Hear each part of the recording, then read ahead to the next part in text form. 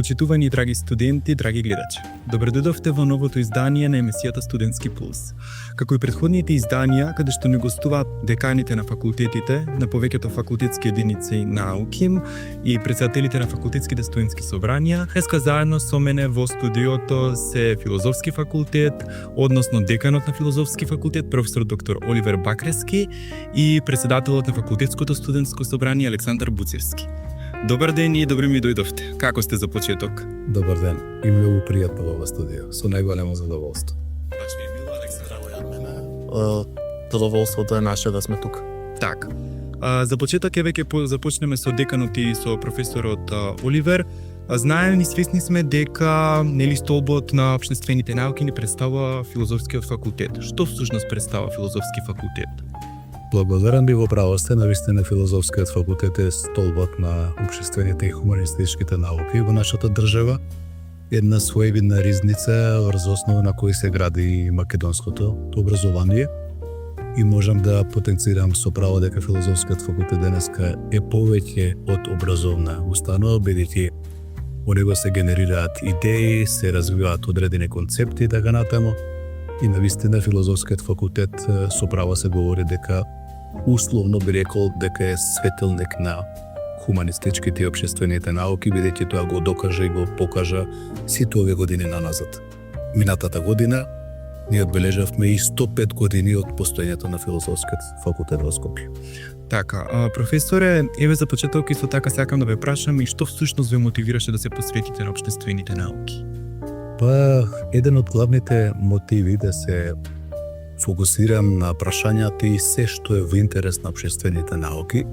Главниот мотив беше кај мене дека општествените науки во принцип се и темелот на општеството, ги влечат корените и генерално кога ќе направите низ призмата на одредена симетрија од аспект што Филозофскиот факултет денес значи, кога говориме за Филозофскиот факултет, во него секако институтите кои имаат и се главни конституенси во развојот на Филозофскиот факултет, од филозофија, историја, педагогија, историја на уметност и археологија, психологија, социјална работа и социјална политика, безбедност, родови студии, семејни студии и така натаму. Се надам дека не испуштив некој. Ние говориме за одредници кои облекуваат современото македонско образование и говорам за институти кои имаат исклучителен значаен придонес во развојот на државата, бидејќи со тоа што го прават и начинот на кој го прават, тие ја потврдуваат нивната општествена релевантност и вредност, бидејќи станува збор за субјекти кои исклучиво се занимаваат и се фокусираат на развојот и на се она што е во интерес на нашата држава. Така. Сега од другата страна професорот го прашав што го има мотивирано за да може да се вклучи да заплови во тие води на општествените науки. Александар, тебе сакам да те прашам што тебе те мотивираше ти да се вклучиш во факултетското студентско собрание и да ја превземеш оваа улога? Така. Уште од многу мал сакав да раководам, да речеме, со некоја поголема група на луѓе, раководам многу лош термин, да предводам една група на луѓе. И еден мој детски сон уште од мал, кога гледав Че Гевара, ми беше да предводам некоја револуција. И како растав, сватив дека тоа не е баш многу пожелно и пробав некако да пренасочам таа желба во нешто друго и токму всушност студентското собрание како организација ми даде таква можност, тие идеи, тие желби и пориви да ги применам всушност на многу поконструктивен начин. Во периодот кога студирав, не беше многу активно студентско собрание на Филозофски факултет и сметав дека има многу потенцијал. Се работи за голема маса на студенти на кои им требаше еден поттик, една мотивација да се активираат, така што дефинитивно мотивите беа од внатрешна, односно интринзична мотивација и целта ми беше всушност да дадам подобри услови за студентите. Така, професоре, вас сакам да ве прашам, кој момент најмногу ве обликуваше како професор и интелектуалец? Навистина убаво прашање и со право го поставивте. Одговорот не е едноставен, повеќе слоен. Морам да признам дека во текот на моето студирање, навистина пројавував научна љубопитност и сметав и денеска сметам дека како на едно место да се собрало се во филозофскиот факултет, од образованието до политиката, од културата до науката, една симбиоза и јасната диалектика на сите овие важни сегменти, во принцип го предизвика мојот научен интерес и морам да признам дека еден од исто важните фактори кој придонесе генерално да се трасира мојот пат беше на аксиома дека на некаков начин интелектуалецот не треба секогаш да ги има вистинските прашања, туку тој треба да знае како да ги постави, односно вистинските прашања. И тука секако е во овој концепт на размислување, тука е и главниот мотивирачки фактор како вие треба да и чекорите напред. Секако има и апсолутно други фактори, афинитетите, се она што генерално ние и како деца сме го замислувале дека така треба да го трасираме патот, некогаш ќе лутате, некогаш идеите сами по себе ќе произлегуваат, но се во контекст нешто што треба да ви обликува и да го живеете како сопствен пат, предизвик и успех. Така, а дали може би некогаш, нели, во текот на вашите студентски денови замислувавте дека еден ден ќе бидете декан? Во моите студентски денови, јас морам да признам на моје задоволство, не сум и во ретките декани. Јас затоа со поголема симпатија гледам и према председателот на студентската организација, бидејќи јас своевремено и бев и председател на студентите на филозофскиот факултет во Скопје. Еден сериозен предизвик, еден добар патокас, затоа што на едно место вие треба да прекосите со младоста, со амбицијата, со ентузијазмот, наспроти мудроста на тогашното раководство и во делот на полемиките и она што вие генерално сакате да се препознаете и да се обликувате во една фигура, секако дека за декан сигурно не сум помислил, апсолутно, но ме инспирирале големите професори кои не дека ги нема денеска, морам да признам дека Филозофскиот факултет има еден од најрепрезентативните професорски кадари на универзитетот, секогаш докажан и покажан и во делот на своето работење, со потребната легитимирачка компетитивност и се она што е и професионален однос и така натаму. И денеска се гордеам, но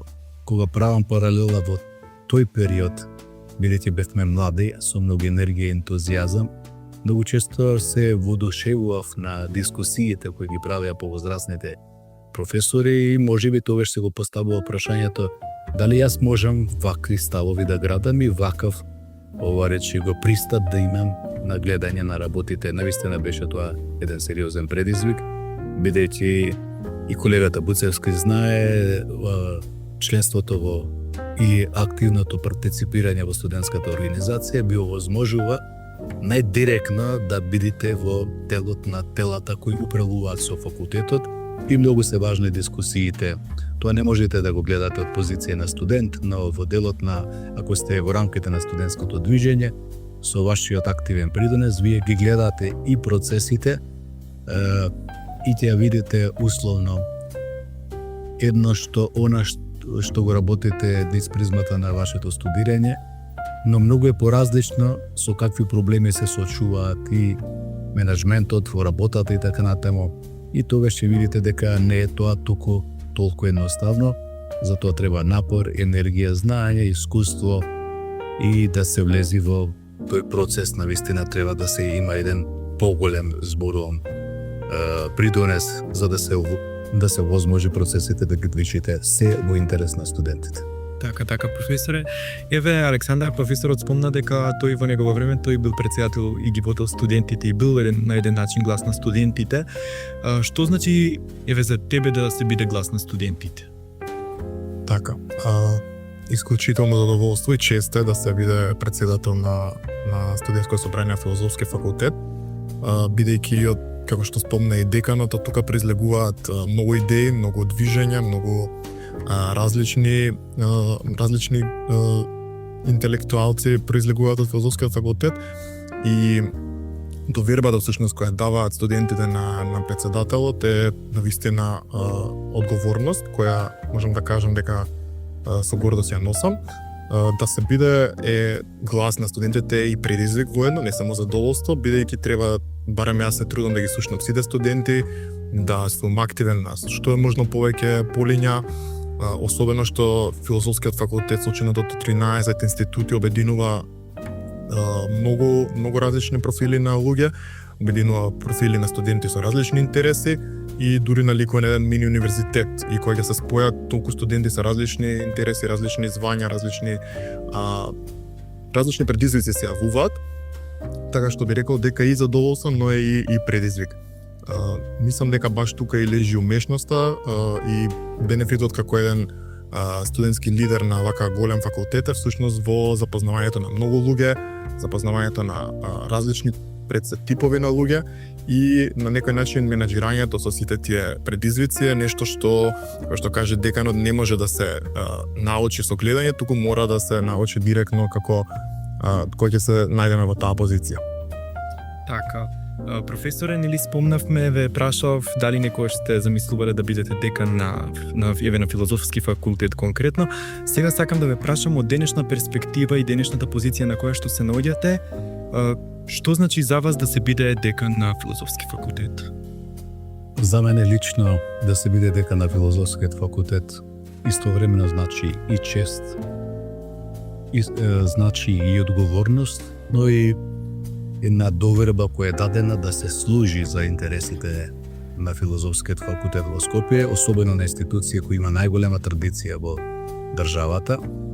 И многу е важно тоа што е интерес на факултетот ви дава со право да чекорите се повеќе и повеќе, да ви застапувате и да служите пред се, би кажал, на интересите на студентите, затоа што факултетите постојат да бидат сервис на студентите, да служите на интересите исто на вработените на факултетот, да развивате, дури во една ситуација, знаете, деканот мора да има и своја одредена визија, да има лидерство, да има одредени способности, многу повеќе за да може да ја направи институцијата и призната и препознаена и така натаму, дотвора врати, да биде еден кредибилен и реален субјект кој треба да издоминира, зборувам во општествената заедница, особено тоа е важно. Дури ако сакате деканот треба и да биде дипломат, секојаш треба да знае да го балансира односот меѓу студентите и професорите, меѓу професорите и општеството, меѓу барањата на заедницата, затоа што на крајот на краиштата факултетите имаат голема општествена одговорност и како таква таа треба постојано да ја манифестираат. Целокупното размислување треба да се артикулира низ призмата на задоволување на одредени барања и решенија, бидејќи во рамките на целокупната потреба ние сме еден своевиден катализатор на вкупното работење и на движење на општествените процеси, бидејќи ние треба да даваме идеи, ние треба да ги овозможуваме решенијата, да ги поддржуваме, да ги креираме. И на крајот на криштата ние сме повикани тоа и да го направиме во било која фаза, бидејќи она што го имаме и како свој академски углед, чест, интегритет, мора да го пренесиме низ призмата на тоа што е конкретно барање на нашата заедница, бидејќи кој ќе го направи, ако не го направи тоа факултетот и луѓето кои имаат и се вклучени во сите процеси, бидејќи го имаат и потребното знаење, ги имаат потребните вештини, доволно се искусни да можат да понудат решенија, концепти, стратегии и така натаму. Се што е во интерес за државата. Така, професоре, ви благодарам. Сега, Александар, знаеш, ние студентите, па еве и потоа затоа што сме на различни факултети, секој студент има своји предизвици со кои што се соочува, па ме интересира кој е најголемиот предизвик што го имаше ти досега и како претседател на факултетското студентско собрание, па и како студент. Така.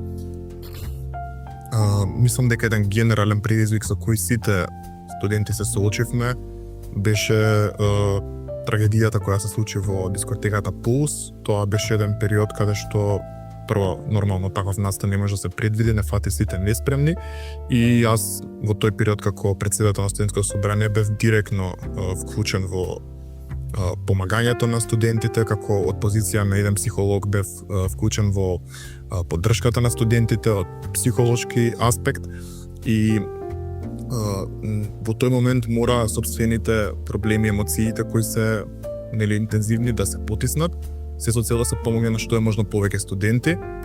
Студентите во тој период бараат поддршка од нас како студентски лидери, бараат поддршка од професорите. Ние бевме на некој начин посредници меѓу професорите и меѓу студентите да се и од еден аспект мора да продолжи студирањето, професорите да си го прават тоа што си го прават најдобро, од друга страна студентите сака некоја подруга динамика и тука всушност балансирањето меѓу тие две струи беше навистина голем предизвик, но мислам дека доста успешно како студенти се справивме со тоа, а како студент дефинитивно најголем предизвик ми беше всушност почетокот на самите студии, преоѓањето од средно кон факултет беше предизвик од причина што доаѓаме од една ковид генерација, каде што од онлайн настава доаѓаме во амфитеатри, предизвиците се различни, барањето од професорите се доста поголеми и всушност таа транзиција за секој еден адолесцент е тешка и тука мислам дека околу прва, втора година на студиите имав доста тешкоти околу адаптацијата, но потоа кога ќе се адаптираме, кога ќе си почнеме, кога ќе го фатиме циклусот на студии, оди доста полесно и можам да кажам дека и всушност студентскиот активизам доста ми помогна во тој процес, преку запознавањето од нови луѓе, преку комуникацијата, дружењата, се она што всушност го прави студентскиот живот многу позабавен, поинтересен, настрана од студирањето, бидејќи навистина активизмот носи некој потенцијал во себе, носи и задоволство и забава, меѓутоа и носи надградување на самата личност. Така што предизвиците всушност ги совладов преку самиот активизам. Така, Александар. Да се навратиме назад сега со професорот. Професоре, мора да бидеме реални во време на технологија, економија, брз развој. Каде ја гледате улогата на општествените науки? Може би не знам ќе дадам одговор спротивен на очекувањата, но сметам дека во ерата на дигитализацијата улогата на општествените науки е клучна. Сега се поставува зошто е тоа. Затоа што апсолутно на било која технологија сепак и е потребна човечката димензија. Тоа ќе го возможат општествените науки и нема дилема апсолутно ако сакате една паралела, технологијата може да направи и да креира алатки. Но на крајот на криштата со тие алатки мора некој да раководи. Тука може да направите и совршени технологии, така натаму на крајот сепак се поставува прашањето на етичката и човечката димензија мора да бидат посебно апострофирани. И на крајот на криштата таа каузалност што треба да се јави помеѓу технологијата, помеѓу луѓето и така натаму. Јасно е дека апсолутно општествените науки не само што имаат една од важните улоги, би рекол, рамо до рамо со другите науки кои ги креираат овие алатки, се активен партиципиент и го имаат потребното внимание, го заслужуваат секако. Така, многу убаво кажано, професоре, но од друга страна, што мислите, дали младите, па еве и студентите, идните студенти, доволно ја разбираат вредноста на општествените науки, на филозофијата, психологијата, социологијата и така натаму? Мислам дека одговорот повторно е потврден, бидејќи во ова време на дигитализација младите се фокусираат и секако имаат свој придонес во оформување на општата слика и перцепција за дигиталната култура. Тие најдиректно се вклучени во сите процеси, мене ме радува. Ако направиме паралела во годините, ние додека условно, да речем, ја трошевме фигуративно младоста, сега овие нови генерации, нашите генерации се во многу голема предност и се она што значи не е само нивниот афирмативен став и придонес кон она што треба да се поздрави и развој на современата дигитална трансформација денеска која се случува. Тоа е и за нив предизвик, бидејќи тие добро може да се вклопат и апсолутно ќе ги добијат се она што ќе ги заокружи во рамките на вкупниот нивни придонес да можат да се носат со процесите и на крајот на криштата, бидејќи се и дел на самите процеси. Так. Александар, од друга страна, како што спомнавме веќе по повеќе наврати, нели како председател на факултетското студентско собрание, ти ги следеше апсолутно нели младите и студентите исклучително на филозофскиот факултет, па ме интересира дали како е твоето гледиште, дали и колку само нели реално студентите се вклучени во и сакаат да бидат вклучени во студентско организирање? Да, мислам супер прашање. Ситуацијата би рекол дека е ни добра ни лоша. Има и позитивни страни, има и негативни страни. Пред се студентското организирање мислам дека никогаш не било поактивно, никогаш не било поструктурирано и подобро осмислено. Ние како студентски представници имаме легитимно право со закон да ги представуваме студентите, да учествуваме во носењето на одлуките на факултетот преку членувањето во деканатската управа и во наставничкиот совет. Така што како студентски представници имаме навистина голема одговорност. Сега самите студенти голем дел би рекол дека не се доволно запознаени со можностите кои им се нудат преку членувањето во студентските организации како што е студентското собрание, па дури и оние неформални организации како студентски здруженија. Мислам дека тука треба највеќе да се фокусираме и ние и идните нели после нас студентски лидери да што повеќе всушност се дознава за можностите на студентскиот активизам, неговите бенефиции и пред се да се употребат всушност тие можности да се применат во пракса, затоа што гласот на студентите никогаш не бил погласен, односно никогаш повеќе од ова сега што не се слушаме, не се слушале претходно, но далеко од дека е идеално, треба се уште да се трудиме. Па ќе кажам, механизмите постојат, тие ни служат на нас и се измислени за нас и наша работа е само да ги користиме. Би рекол дека има доста големо подобрување од кога, да речеме, јас ги започнав студиите 2021 до сега, но се уште имам доста добри визии и идеи за воиднина, така што без разлика кој да дојде после нас, ќе ги оставам тие идеи како аманет да ги оствара всушност идните генерации, односно да се што повеќе да се слуша гласот на студентите. Така, Александар, ќе се согласам апсолутно со тебе. И еве оваа можност нека биде еден апел и до сегашните студенти на филозофски факултет, па идните кои што ќе се запишаат на идни генерации, да почнат активно да учествуваат во студентското организирање, конкретно факултетското студентско собрание, затоа што многу пати го имам кажано тоа, но и сега пак ќе кажам, ние сме движечката сила, ние сме тие кои што треба да се бориме за нашите права и за тоа што нели сакаме да го добиеме конкретно од факултетот или од факултетските единици. И сега, професоре, морам да признаам дека помеѓу младите, ево исклучително и средношколците, се што ќе се запишуваат на факултет, па и студентите кои што нели моментално студираат на целиот универзитет, имаат перцепција дека филозофскиот факултет, науките кои што нели се на самиот факултет не се толку практични. Па што мислите, како да се надмине перцепцијата дека овие студии се помалку практични? Јас би трмел од едни други тези. Сите науки си има своја практична вредност, вклучувајќи ги општествените и хуманистичките науки.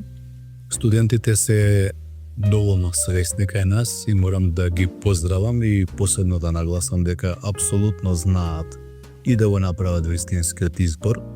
Визави она што го дискутиравме претходно околу дигитализацијата, да, во еден контекст треба, но треба и човечката димензија.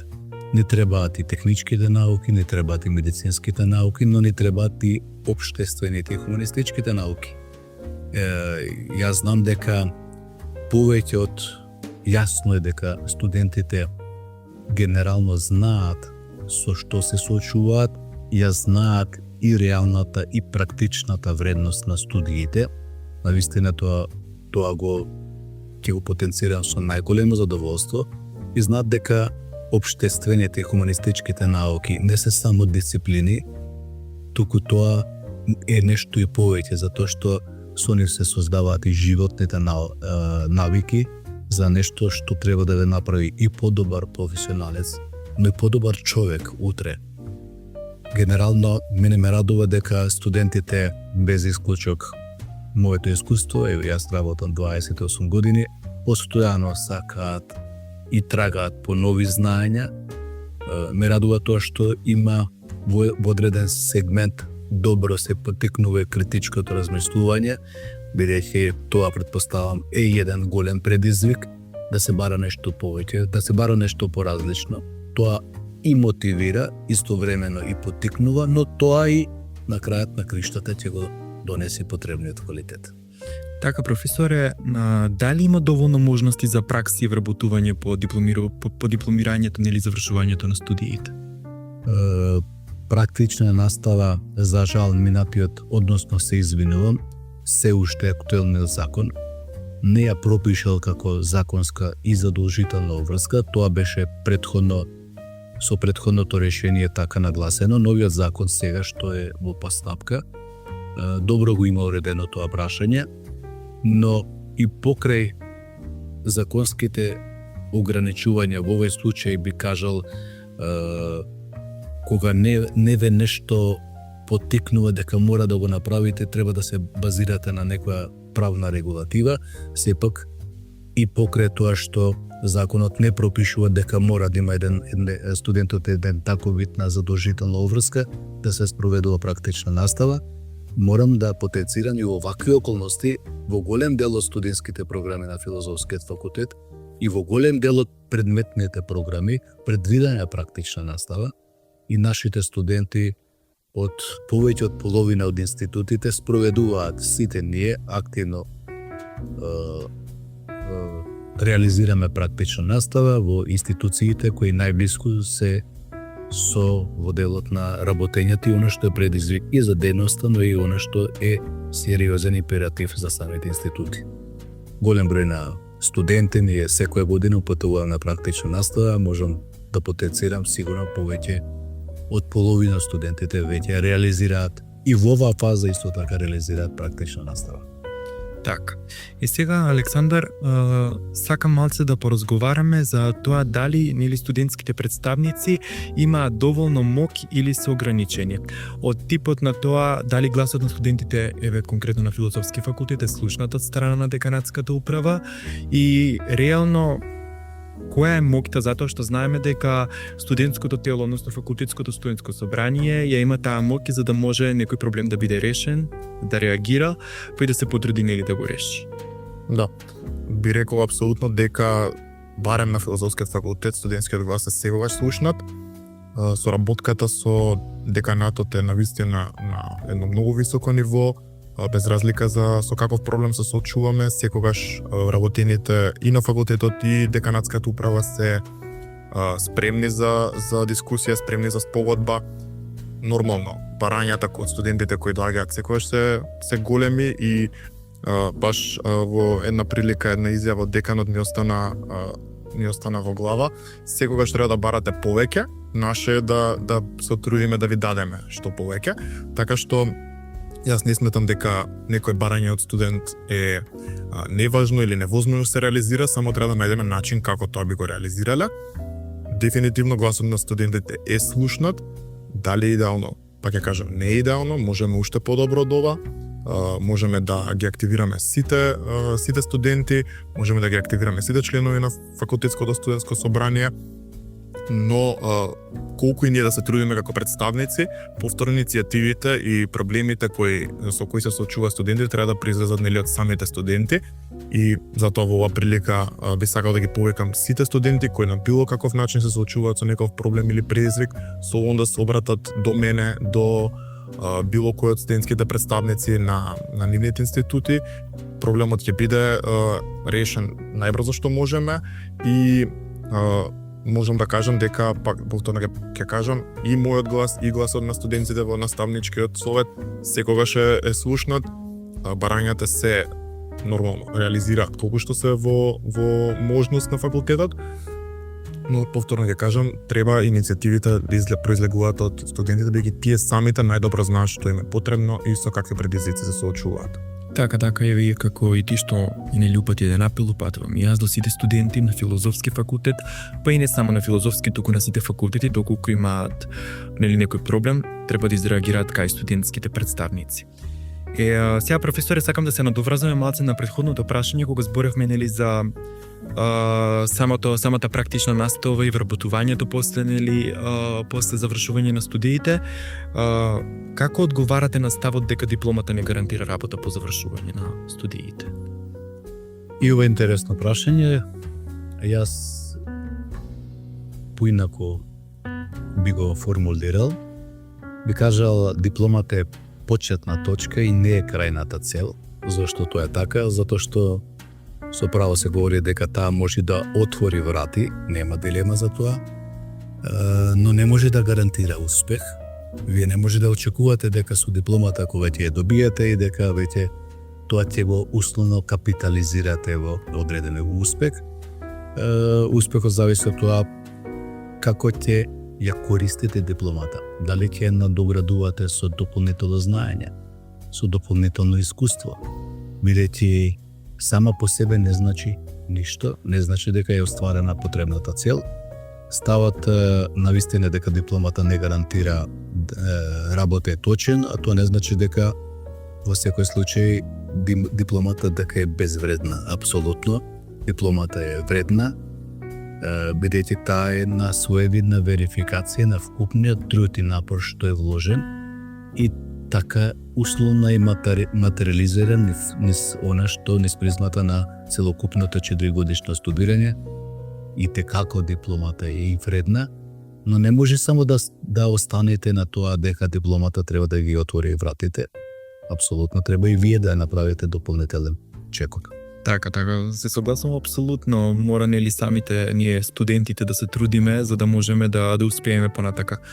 Дипломата како диплома таа може да ни стои, но треба паметно да се искористи. Апсолутно. Александар, сакам да те прашам, еве, факултетското студентско собрание, веќе го напоминавме повеќе пати во текот на емисијата, кои се најзначајните проекти што ги реализиравте како факултетско студентско собрание? Можам да се пофалам со неколку поголеми, иако навистина сите барања кои произлегле од студенти, без разлика колку и да се минорни, дури да не се документирани, дури да немаме материјален доказ, фотографија, видео, да се пофалиме условно речено со нив, биле реализирани. Како најсимпатични вака би ги издвоил 2 хуманитарни акции кои ги спроведовме. Едната во која обезбедивме храна за повеќе од половина година во диспансерот за бездомници, а другата беше за децата на педиатриската клиника на клиничкиот центар Мајка Тереза, каде што преку 300 пакетчиња однесовме на 31 декември, израдувавме многу дечиња со неа. Потоа реализиравме еден успешен тимбилдинг во Крушево, каде што споивме дружба со едукација, со работилници, запознавање со нови колеги кои до ден денес гледам дека се дружат меѓу себе, така што можам да кажам дека бил доста успешен. Имаме реализирано повеќе работилници. Можам да кажам дека соработката помеѓу студентските собранија е подигната. Можам да кажам дека соработката со универзитетското собрание е доста подобрена во споредба со тоа што било претходно. Имаме организирано и кариерни денови, отворени денови на факултетот.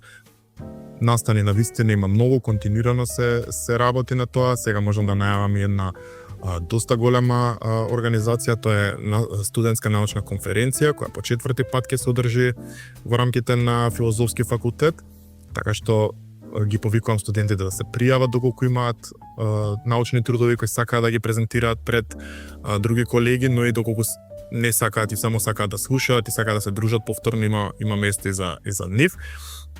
Така што, пак ја кажам, настан има константно, не сите секогаш се документирани, но всушност не е ни целта ни само документацијата на настаните, туку секоја иницијатива која произлегува од студентите се трудиме максимално да се реализира.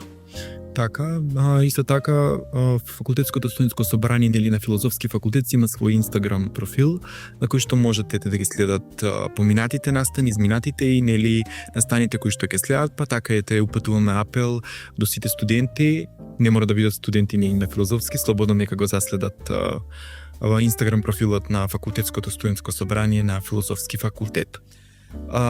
Професоре, знаете, во текот на разговорот ја спомнавме и самите нели дигитални алатки ги спомнавме, напомнавме за вештачката интелигенција. Знаеме дека моментално веќе се наоѓаме во ера на доаѓање на вештачката интелигенција. Па ме интересира како факултетот се адаптира на дигиталната ера и вештачката интелигенција. Интересно прашање. Јас ќе тргнем од еден друг предизвик, односно други тези. Јас би сакал и би бил премногу задоволен во времето на дигитализацијата, во времето на вештачката интелигенција и така натаму, студентите не само да бидат корисници на овие алатки, туку напротив да бидат и критичари.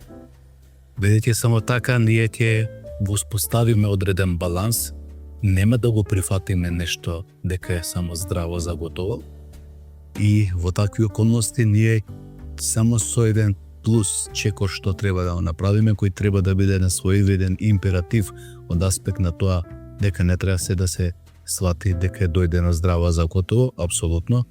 Мора да се согледани с призмата на критичката обсервација, дека сепак знаењето не треба да ви биде послужено, туку вие треба да го добиете, да го заработите условно, бидејќи вештачката интелигенција треба да се разбере дека е само алатка, не треба да биде нешто што треба да го замени она што ќе биде ваш сериозен предизвик. Да се фокусирате на крајот на криштата, да учите, затоа што треба да поставувате сериозни прашања, треба да правите сериозни анализи и на крај треба да понудите и сериозни решенија кои ќе бидат потребни за општеството. Така. Александар, еве веќе пред самиот крај на самата епизода и на самата емисија, што би имал да порачаш на идните генерации кои што ќе се запишаат на филозофски факултет, па и на сегашните студенти на филозофски факултет? На идните генерации, односно на тековните средношколци, би им порачал да го направат предвиден избор, да го одберат филозофскиот факултет, како што каже деканот, во дигитална ера се повеќе се бара човечноста, се повеќе е потребна човечноста. Всушност филозофскиот факултет не само што е образовна, туку е многу повеќе воспитна единица, односно се учат и вредности, а не се гледа само знаење. А исто така би им порачал што е можно повеќе да се вклучат во студентскиот активизам, бидејќи можноста постои, само треба да ја искористиме. А на актуелните студенти на филозофски факултет истото би им го порачал. Значи, повторно активизмот е навистина битен, одлична можност, треба да ја искористиме што е можно повеќе и би им посакал што повеќе успех во студиите, затоа што студираат на најстариот универзитет во Македонија и треба гордо да ја носат таа титула, но не само што да ја носат, туку и да оправдаат, односно да се стекнат со што е можно повеќе знаење од професорите и понатаму кога ќе излезат од студентските клупи, точно дека дипломата не им гарантира веднаш работа, но јас мислам дека секој студент кој заврши на филозофски факултет, без разлика во кој сектор, без разлика на кој институт, во даден момент им го наоѓа своето место во општеството, баш поради интердисциплинарниот пристап кој го нуди. Така. Еве јас исто така тука можам да ти се надоврзам. Сите средношколци, едни студенти кои што нели ги интересираат општествените науки, можат слободно да се запишаат на филозофскиот факултет, при тоа да ги разгледаат сега дури полагаат матура да ги разгледаат студиските програми кои што ги нуди факултетот и нормално да бидат дел од самиот факултет. За крај, професоре, која е вашата визија за филозофски факултет? Мојата визија за филозофскиот факултет, јас навистина би посакал филозофскиот факултет да остане центар на академската извонредност во нашата држава, да биде критички настроен низ призмата на целокупната обсервација на состојбите, да се понудат и конкретни решенија. Навистина би посакал филозофскиот факултет да остане едно од ретките, би рекол, едно од уникатните места во кои сите ние, што сме дел од филозофскиот факултет, постојано доживуваме и провокација, и задоволство, и инспирација. Тоа значи дека факултетот треба да продолжи и понатаму да инспирира и да остане буквално вредниот чувар на високото образование во нашата држава.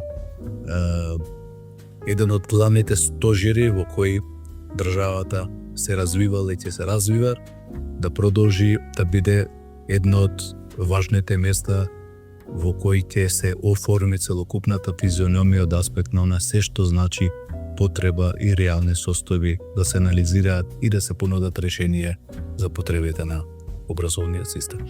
Така, јас можам да ви посакам успех во вашиот мандат додека сте декан. Александар, тебе можам да ти посакам успешна кариера, нели веќе ти завршуваш, така да ти посакам успешна кариера како психолог. Ви благодарам уште на што бевте мои денешни гости. Се надевам дека на еден убав начин го представивме филозофскиот факултет и ете, се надевам дека мотивиравме некои од средношколците и ните студенти да се запишаат токму на овој факултет. Ви благодарам. Не беше задоволство и во очекување на нова прилика повторно да говориме и за филозофскиот факултет, но и пошироко за состојбите во образованието, затоа што та и е наша приватна задача. Ти благодарам Филип на поканата. Задоволство беше да се зборува за филозофскиот факултет и задоволство беше да се биде твој гости. Ви благодарам уште еднаш, како што спомнавте и вие, се надевам дека ќе се видиме во некое следно издание. Драги и почитувани студенти, наши гледачи, ова беше Филозофскиот факултет при Универзитетот Свети Кирил и Методи во Скопје. Јас ви оставам во добро здравје, пријатно расположение и се гледаме во наредната епизода на Студентски пулс.